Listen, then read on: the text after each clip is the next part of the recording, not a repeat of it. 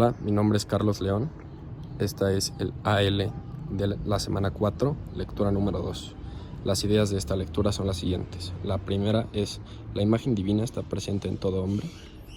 La número 2 es: mediante su razón, el hombre conoce la voz de Dios, que le impulsa a hacer el bien y a evitar el mal.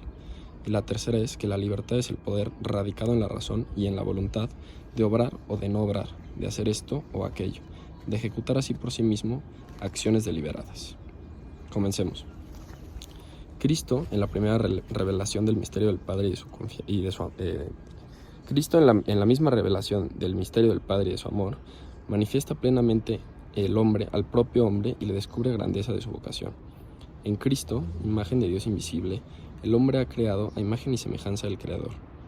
En Cristo Redentor y Salvador, la imagen divina alterada en el hombre por el primer pecado ha sido restaurada en su belleza original y ennoblecida con la gracia de Dios. La imagen divina está presente en todo hombre. Resplandece en la comunión de las personas a semejanza de la unidad de las personas entre sí. Dotada de un alma espiritual e inmortal, la persona humana es la única criatura en la tierra a la que Dios ha amado por sí misma. Desde su concepción, esta está destinada a la bienaventuranza eterna.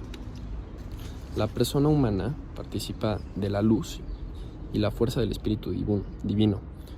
Por la razón es capaz de comprender el orden de las cosas establecido por el Creador. Por su voluntad es capaz de dirigirse por sí misma a su bien verdadero. Encuentra su profesión en la búsqueda y el amor de la verdad y del bien. En virtud de su alma y de sus potencias espirituales de entendimiento y de voluntad, el hombre está dotado de libertad, signo eminente de la imagen divina. Mediante su razón, el hombre conoce la voz de Dios que le impulsa a hacer el bien y evitar el mal. Todo hombre debe seguir esta ley y que resuene en la conciencia y que se realiza en el amor de Dios y del prójimo. El ejercicio de la vida moral proclama la dignidad de la persona humana.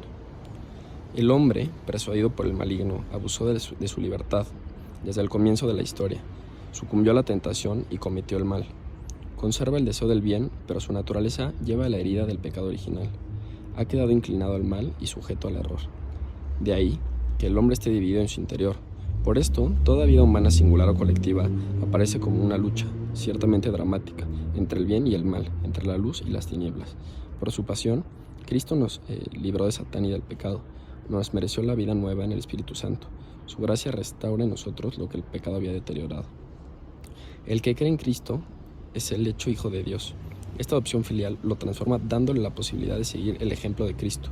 Le hace capaz de obrar rectamente y de practicar el bien.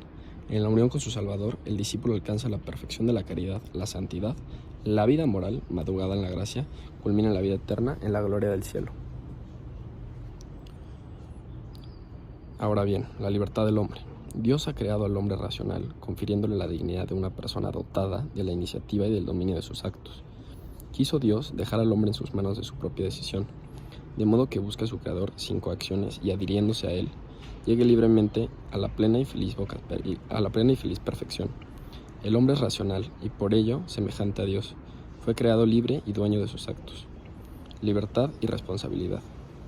La libertad es el poder radicado en la razón y en la voluntad de hombre de obrar o de no obrar, de esto o aquello, de ejecutar así por sí mismo acciones deliberadas. Por el libre arbitrio cada uno dispone de sí mismo.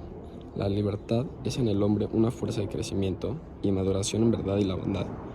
La libertad alcanza su perfección cuando está ordenada a Dios, nuestra bienaventuranza. Hasta que no llega a encontrarse definitivamente con su bien último, que es Dios, la libertad implica la posibilidad de elegir entre el bien y el mal, y por tanto de crecer en perfección o de flanquear y pecar. La libertad caracteriza los actos propiamente humanos, se convierte en una fuente de alabanza o de reproche, de mérito o de demérito. En la medida en que el hombre hace más el bien y se va haciendo también más libre. No hay verdadera libertad sino en el servicio del bien y de la justicia. La elección de la desobediencia y del mal es un abuso de la libertad y conduce a la esclavitud del pecado. La libertad hace al hombre responsable de sus actos, en la medida en que estos son voluntarios. El progreso en la virtud, el conocimiento del bien y la ascesis acrecientan el dominio de la voluntad sobre los propios actos.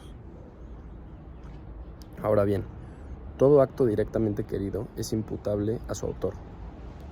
Así el Señor pregunta a Adán tras el pecado en el paraíso: ¿qué has hecho? igualmente a Caín. Así también el profeta Natán al rey David, tras el adulterio con la mujer de Urias y la muerte de éste.